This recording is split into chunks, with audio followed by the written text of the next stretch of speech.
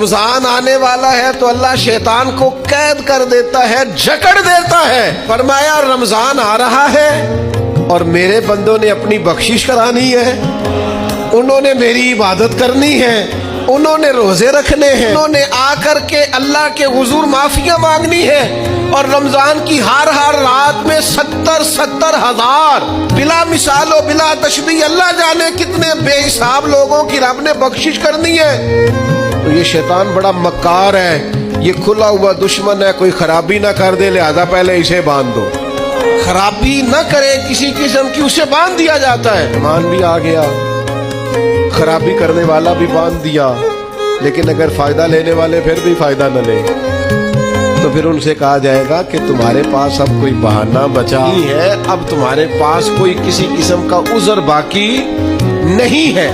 اب تو یہ تھا کہ تمہیں بخشش کرانا چاہیے تھی، استغفار پڑھنا چاہیے تھی، دعائیں کرنا چاہیے تھی، قرآن مجید کی تلاوت کو کثرت سے کرنا چاہیے تھا۔